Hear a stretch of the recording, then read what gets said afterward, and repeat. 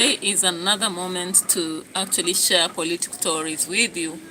And we'll also be going to edutainment for us later and have some magical analysis. All right, so currently the hearing story in Kenya is about the death of the assassination of lawyer KYALLO MBABU in Nairobi. This happened on Mbagathi Street, all right? Now, when I heard of this at night, my question was, assassinations don't just randomly happen. Somebody must premeditate about it, and there must be something. Maybe you're carrying information that is just too much, and people feel like when they do away with you, they'll be safe, all right? So, of course, yesterday you had me analyzing a case of Ngugi, the family of Kenyatta, over a case involving land. Of course, according to Ngugi, you had this allegation. Let's go back to it just shortly before we proceed. You in Kenya, and I'm glad to be here doing analysis. I appreciate you guys for subscribing to my channel, liking my videos, sharing, and making the channel grow. So we are targeting 1,000 subscribers for this channel, and I really encourage you to keep coming and dropping comments as well as stories that are fresh and new. All right, let's go for it. So listening to Ngugi yesterday, this is what we heard. I hope you remember. We have no other arguments. We just want that judgment. Again, the lawyer of KCB, Philip Nyachoti, admitted that judgment does not exist. But when they deliver their judgment, the 5 judges, Newton Makadia, Kathurima Muinoti, Ole Kantai, Mativo, and Tuyot, they ruled that indeed that judgment is there. They used the word that this judgment is in all the records of this court. And I came to learn through the same friend of mine that they received a bribe of $2.5 million, which was paid in the form of a prominent law. Now, ladies and gentlemen, the clip that we have begun. All right, so you've just watched that, and of course the discussion went on, and at some point, Ngugi, this is the former captain. Remember, he revealed that he learned about evidence from lawyer KYALLO MBABU that there was a bribe in several dollars, as he has mentioned, that was actually paid to the team that was sitting on the bench so that KCB does not have to compensate him, swindling or rather taking away from him his farm. All right, so the case is actually waking up as a ghost of the past. And after that, randomly at night, we have lawyer MBABU KYALLO was mentioned as having that confidential information being assassinated. Would you not add 1 + 1 to get 2? That is definitely what many people will be thinking about. Now, our question is, who really went after this guy? Who really went after him? Because yesterday, much a bench that had dealt. Now, it's unfortunate that in Kenya, people want to take away what you have and silence you forever. And it happens because now the cases take very long. Looking at the case of this captain, the former captain, you realize that it has taken a lot of years, so many years that you would even give up on it. Because in 1992 up to 2025, how many years are that? And how long would you be persistent to follow? What if you die before the case is settled? Then things are forgotten, And I just wonder, in those years, how would someone give a bribe of $2,500? That's a lot of money, right? Anyway, it is what it is. Now, let's go back to something else that is also popping in the entire story. And of course, before we do so, let's just check on something here. It was a high-profile case. The man gave details to one Professor Kugu Muigai to this treatment. Who do you think you and I are?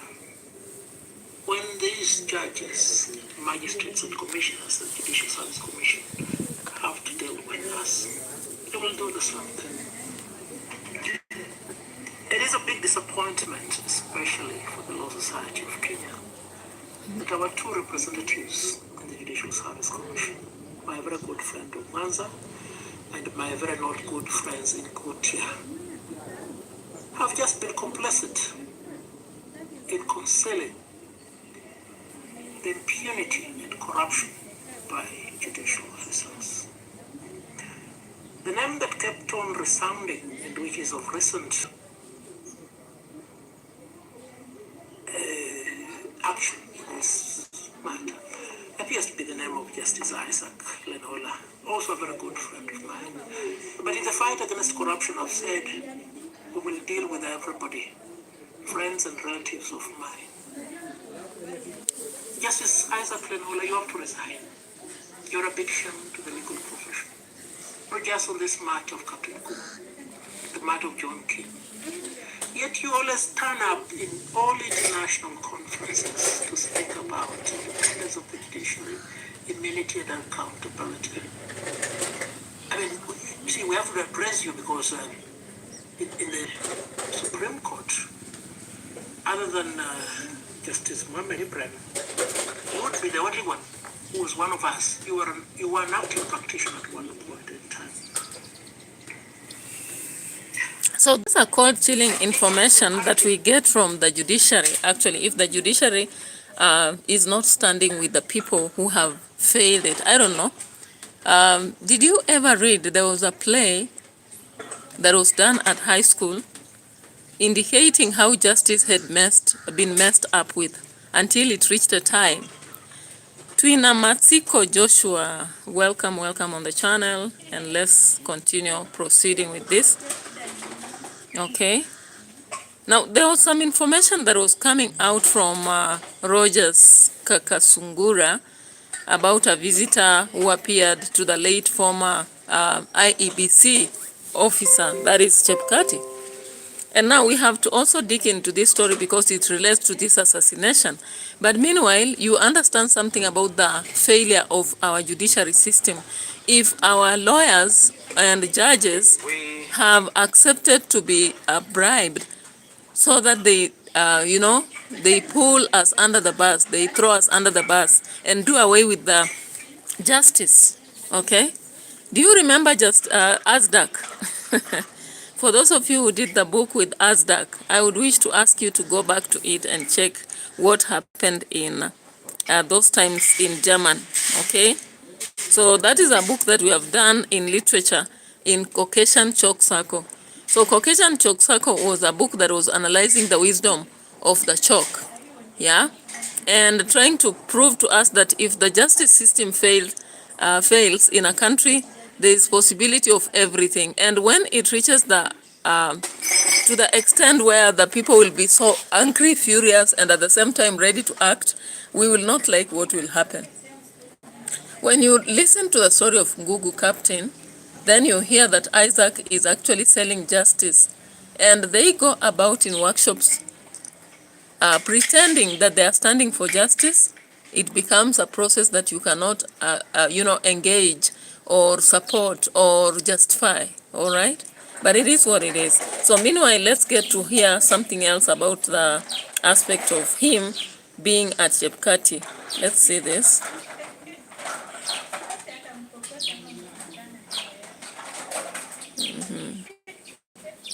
Do not sleep until you make sure we have informed you. Sisi hatulali, tunahakikisha kwamba umepata ujumbe. Breaking news from Nairobi. A city lawyer kwa gari lake. Who is this individual? Yes, he's a lawyer. But does that end there? Do you remember the former IEBC chairperson, Wafula Chebukati, when he was being grilled after the 2022 general election. Actually, it was around 2023. When Wafula was being grilled, Wafula said something. And this something takes us back to the memories of the person we are talking about today. In this particular analysis, I want you to understand who the just short city lawyer is. We know the name, but I know most of you don't know beyond the name. How would you? First, before we proceed, allow me to play for you Wafula Chebukati's sentiments when he was being grilled about the election. And this is... Involved candidates should be raised by chief agent. All right, so this is a study from the Azimio camp. There was a senator also. Yes, Amos Wako, former attorney general, was also in the group. All right, among the three people. Okay, let me not mention my colleague. Now, these people, you are saying, excuse me. You can't choose whom to mention, whom not to mention. So if you mention, very well. So choose the third person. It's not me. Very well. The third person. The third person is Advocate KYALLO MBABU. Yes. Who introduced himself as such. Yes. Introduce himself as an advocate. Yes. Right. Now, you then say that the attempt was to discuss tallying and results. In this particular video, Chebukati is talking about 3 visitors that visited him when he was in the process of tallying the presidential results. It is at this time that Chebukati mentions the name of KYALLO MBABU, city lawyer, advocate. So, the city lawyer that is on the headlines, who has been shot, was among the 3 visitors that visited the former late IEBC chair, Wafula Chebukati, with suggestions. All right, so you had his perspective. You had us Kakasungura perspective. And he's giving this coincidental crazy happening of 2022. Okay? And now people are asking, is this what led to his death? Or is it the mentioning of yesterday in the case of the family of Kenyatta? You know? Yeah? So the people we visited were Ogola. You remember him? He died in a plane. Then KYALLO MBABU, who has just been assassinated yesterday. And we had Tuju. Now the only remaining person standing is Tuju. The rest are gone now. Ogola visited Chebukati, died. The city lawyer has died. Chebukati dead. So many people are now asking and raising eyebrows. Who is the next? Is Tuju the next? Is it being an opportunistic moment whereby people thought that we should wait until something has been mentioned about him, then we do away with him? Those are some of the questions that are raised. Now, on Ikonini podcast again, they had to handle this matter. And we want to look at it because we are doing an analysis and therefore other people's ideas matter. All right? So let's just check on something here before we can proceed right away. So we actually see Ikonini was handling that assassination of the top Kenyan lawyer, Prof. MBABU. And this was the information that was written based on Citizen Digital. Of course, you can see. Okay. At about 3 a.m. on the morning of 15th August 2022, he, Raphael Tuju, Senator Amos Wako visited they visited Chebukati, okay, to see the tallying of results, okay, and Chebukati said that they could only meet him in presence of all other commissioners. Now after that, the other commissioners joined, and the message was that they should not operate in a vacuum, but consider to link election results to the declared and stability of the country, described as a bigger picture. We also see that they proceeded to consider the tenure of Attorney General if he was elected supervisor and would moderate the results. We see Rafael Tuju speaking after Senator Wako, indicating that there was need to moderate in favor of Baba. Plunge the country into chaos. Okay? So, are we following something? Are we following something here? I hope you are. A clown, always being serious. Someone like, it's very sad to die after having used a condom the previous night. Does that make sense? Okay. Wacha tuende kwa other very serious matters. So, tukistick na very serious matters. Kulikuwa na hii story. Ilikuwa ina trend pia jana. Ilikuwa ni Safaricom share declared instability of the country. He then proceeded to indicate dead along Magadi Road, according to the police. The lawyer was trailed by border riders before being shot multiple times. The assailants. Yeah, so guys, the border riders that were pursuing Mbobu cannot just be random borders, right? And there is something I've just seen somewhere. Let me just check on this. It cannot be a random aspect. I had seen something.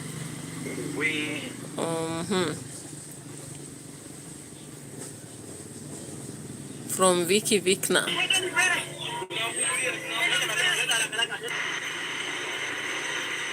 City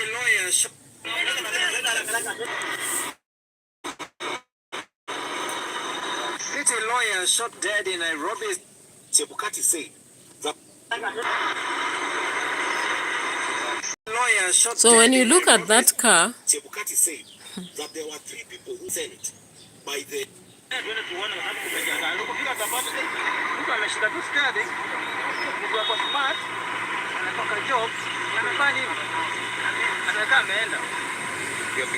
Now, for those who do not know who is the late city, alleged, according to most of these Kenyans, that probably his death might have been through political assassination and probably not business, and his not day-to-day normal life. This is what a Kenyan went on to reveal that shocked many people, saying that probably this is political related. Now, some new and massive revelations are coming out about. of course, when you look at the entire story, then there's a mix-up. And that is how people manage to assassinate others easily. If you have a life that is complicated, it's so easy for you to be assassinated, and people will add 1 and 2 and they'll not get it. You remember the MP of Kaspul? This exactly happened to him. There came up stories about his business, a mixture of business and how he conducts it, the business partners. Then there was a political aspect. Then they also said he had carried women from Kaspul and they disappeared.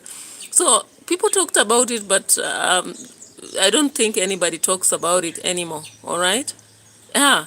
So the exposure that was conducted yesterday about the top judges, you know, by this man talking about his land and how KCB has tried to take it from him, did not just end there.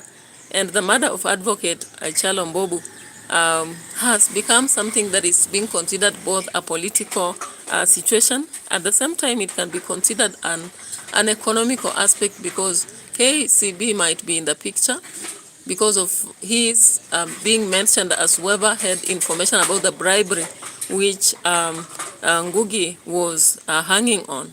At the same time, it may be political, looking at the 3 visitors who actually went to see Chebukati at 3 a.m. All right? And what is your idea? What is your thought? You can drop a comment in the comment section if you have any other idea about what's going on. Meanwhile, let's get to a different story.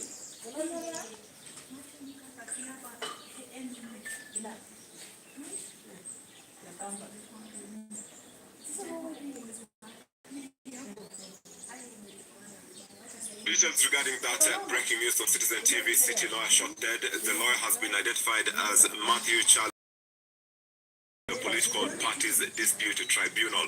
It was he died on the spot, and it happened in Karen South, according to popular blogger Cyprian Nyakundi. Follow for more updates regarding this story and more from Kenya, Africa, and across the globe. Kuna lawyer fulani ni kama alikuwa targeted mazesi tu. Amepigwa marisasi pale Vokare, anaitwa Mabi Uchalo. Kama kuna babako ni lawyer ama ni anko yako ama ni bonako na unatafuta pali yako, just jua alikuwa shot pale wapi? Pale Kare. Yeah. Corruption or investment of the public funds. I think with that track record, we entrust him with Kenya, and also the Gen Zs. The Gen Zs are very included in this political party, and also in the united opposition. Because out of the things that have been happening in the country, including the first anniversary of the Gen Zs, as well as when we had the police brutality and the abuse of human rights, they came together as a united opposition. They stood with the families, they stood with the Indian people, they also offered the legal services to these people. So I think this is the next government that has people at heart, has the interest of the people at heart, and indeed, it is going to be the best government in the Kenyan history.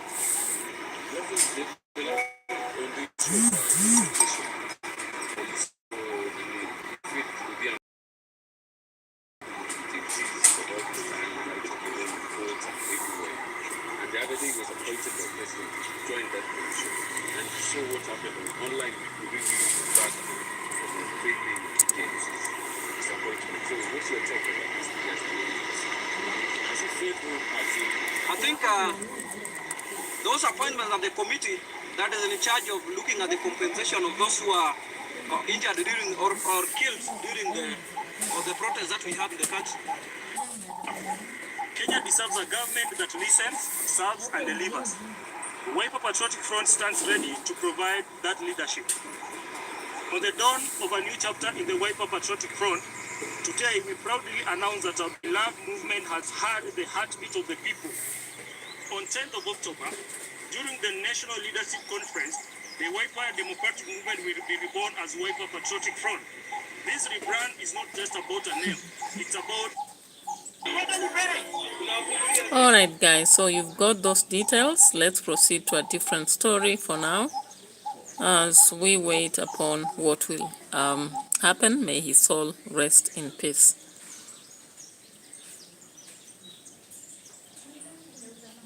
Now, currently you are all informed about the Kenya Moja movement that is happening, especially with Babu Owino, Sifuna, Amisi, Wamchomba, and the rest of them forming it up. Now, it seems these people are stirring some, fears in the opposition and all that. Let's just check on what is happening here by what Kalonzo Musyoka is sharing. Yes, today, and this is the recognition of the fact that young Kenyans saying, please don't mess up our future anymore, decided to go to the street in exercise of Article 37 of our country's constitution. Yes, sir. Oh, thank you. This guy is bringing me my talking notes. And then give it over to you. Tell you, guys, take it. Patriotism. Remember, this is why Wiper Patriotic Front had to change and to rebrand. Because we had to take into account the feelings and the aspirations of a young Kenyans. My way. What happened here? Alright? I've seen it all. AK administration were afraid. They thought people were going to walk here and swim. I don't know if there's a swimming pool in State House. I don't know. But they were swimming in Sri Lanka. And yesterday, the Prime Minister of Nepal, you must have seen it. Again, the youth people inspired. Of course, guys, you understand the story of Nepal. In some, that's part of the that is stirring a lot of fear in the current government, if at all they really follow what is happening. You know, when the young people go to the streets and they insist on transformation, It is a moment that the government should actually think of changing or quitting. If they can't change, they better quit. Okay? So, of course, we've heard about that incident in Nepal, and any government that hears about it must be afraid. So, do you think this will impact positively on Kenya or negatively? Let me know in the comment section. As we go to the other incident here, there was something else before we get to Ethiopia and the rise by the new dam. Our stories were so much on assassination, a bad story for that case.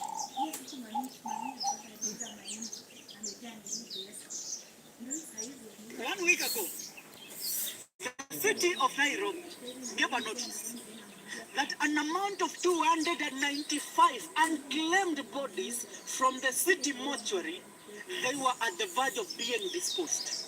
Hii ni miili ambayo haijaijulikana ni ya nani na nani na nani au nani, na hii miili imekuwa accumulated kutoka 2024 na 2025. Hawa ni watu walikufa kwa maandamano. Tunaelewana? William Ruto anatuambia amefoma committee na kamati ya kuweza kukompensate hawa watu ambao waliuawa. Niambie, the 225 bodies that you people are zinakwenda kutupwa, how will they be compensated? Najulikana, hawajulikani kwanza ni wa kutoka because of the mutilation. And speaking about abduction and killings ambazo ya hii miili, there is a company called Safaricom. Safaricom, yesterday in court, pale Milimani local, a worker in the company confirmed to us the fears that we have been. So guys, this is a young person in America who was trying to reveal information about the leadership of Kenya and what happened. And this is not the first time we are hearing this. If you've been informed about what happens on the street all the time, you've heard about this case of abductions, you've heard about this case of what is happening around the streets. And so, I would be surprised if somebody would not be informed about this. The 250-something bodies that are being indicated not to have identity, possibly these are people who were abducted and killed, mutilated and deformed. So how do you identify someone who has been killed in this way? It becomes so hard. And because now I don't know whether they have conducted DNS on the families which claim that they have missing individuals in their families. All right? But this is an unfortunate case. And of course, you heard about the compensation declaration recently when the government said they would be compensating the homes where young people died during the 2024 and 2025 situation. How bad situations can be. Now, why do you think this young man, the Kenyan youth, were calling to America and reminding them to consider what Kenya has been doing? Be aware that the president is going to America very soon, and he's going to address the United Nations. And of course, you remember Gachagua was there. So possibly this is a timely aspect also that has been engaged to just expose what is happening about Kenya and all that. Meanwhile, there is something else we have to talk about. Let's get to talk about something different before proceeding. And this is something else in Ethiopia. I'm just trying to look for the evidence on this.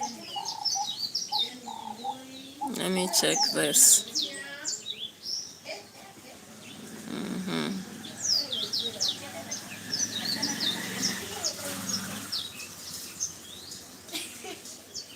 Kenya Kwanza government, William Samoei Ruto, if you want young people to hold guns, if you want us to go the Banana Republic way, if you want young people blood to go in the street, washike gani hivi kama nini watu Sudan na Lebanon, fanya hiyo pumbavu ya 7 years.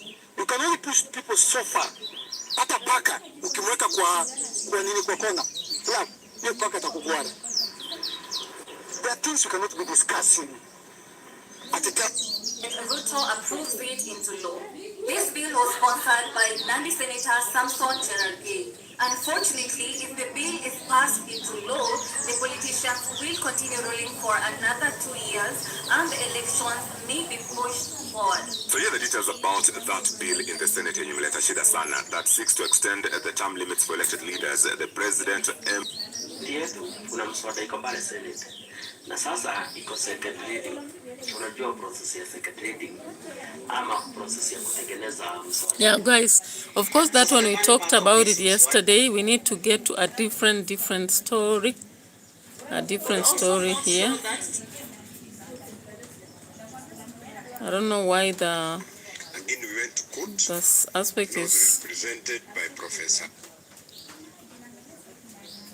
Default view.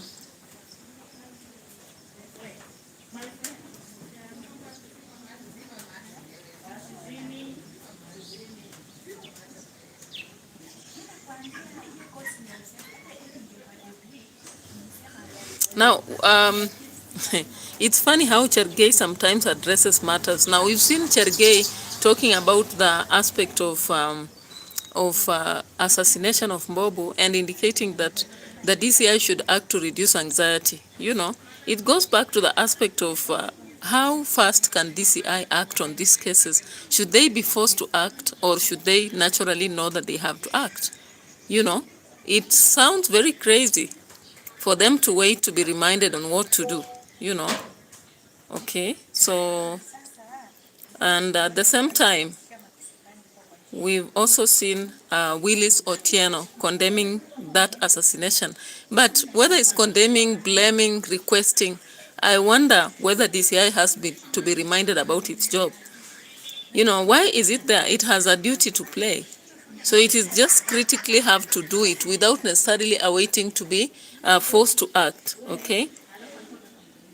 So let's get to see more.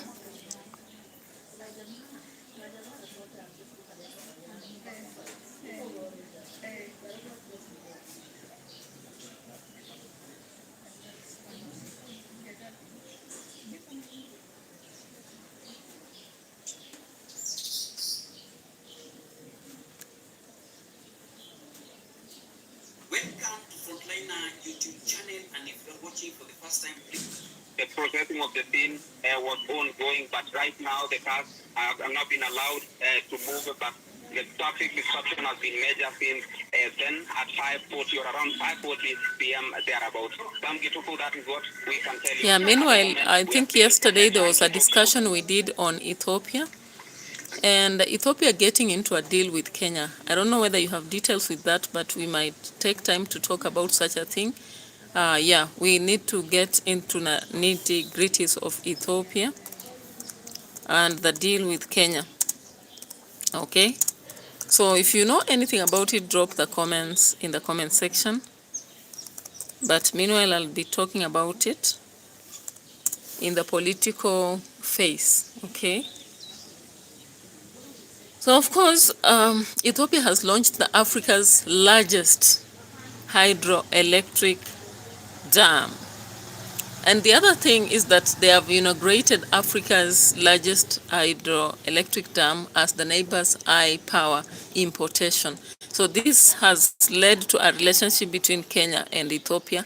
And you have to consider that in April 2025, we had Ethiopia and Kenya having to sign a landmark memorandum of understanding through the African Continental Free Trade Area to simplify the cross-border trade.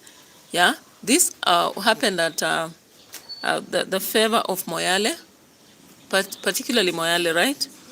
And the agreement allowed the small-scale traders with specific border zones, that is 100 kilometers from Kenya, 50 kilometers from Ethiopia, to trade goods up to 1,000 USD and up to 4 times per month, okay? Yeah, in June again 2025, under the Horn of Africa Gateway Development Project, we saw the hosting of the IGAD, and in the process, both countries committed to deepening cooperations in cross-border infrastructure. Yeah, so that we have the socio-economic development and regional integration. I hope this is something, there is a difference between what you're told and what happens on the ground. Now, the key projects of construction of the two bridges, that is Ribadawa at Ramu SAF2, establishing the one-stop border post at Ramu, and launching of the Trade Facilitation Center, guys. You remember the President of Kenya talking about the Ndio Barabara Itoke Moyale, then all that about Ramu. So currently, after June, there was an agreement that was came to place. Now, the agreement of rolling the cross-border fiber optic infrastructure also had to target improvement of digital services, at the same time implementing customs cooperation. Now, there is something about the promises and the reality on the ground. Is this happening on the ground? The people from Moyale and Ramu, you can let us know, and Suftu as well. We need to know whether this is going on. When you look at the trade corridor and infrastructure integration, as early as January 2027, we had the formalized free cross-border trade agreements. Now, I would wish to know whether the LAPSET corridor is actually working for Kenyans, especially in the multimodal transport process of 2012, okay? So, in a summary, there was something about trade simplification in that AFCFTA. The MOU that was established with the USD, 1,000 USD as the 4-trip month aspect. Then infrastructure as well, the bridges at Ramu and Saftu, as well as OSB2 and Trade Center fiber connectivity. Then there was the border efficiency, right, at Moyale OSBP and e-certificates of origin. Now, why does it matter? If we insist on the construction of what we are talking about, it will boost the local economies, all right? So those who are able to reach the borders will conduct trade freely. There's nothing good as being able to freely conduct business. When you look at Tanzania and Kenya, for example, when the president of Tanzania told Kenya that they must stop considering the trade that was going on, it became another story. Again, it would enhance connectivity. Of course, connectivity is very important to enhance traveling, cost, bureaucracy, and all that. Then it will also deepen the regional integration so that we have Vision 2030. Of course, you know the economic pillar relies on this. And lastly, it will lead to the expansion of investment prospects. Okay? So this we really expect that it will happen if we are not just going to bank on promises, but reality and performance. All right? So we've been deep in about 37 minutes, and I have an engagement to do before I can come back and proceed, guys. Because time is very limited, we have to create a 25th hour. Yeah? 25th hour creation.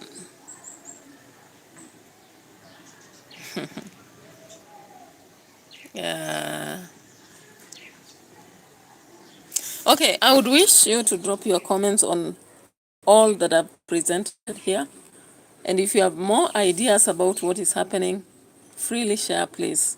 Freely share.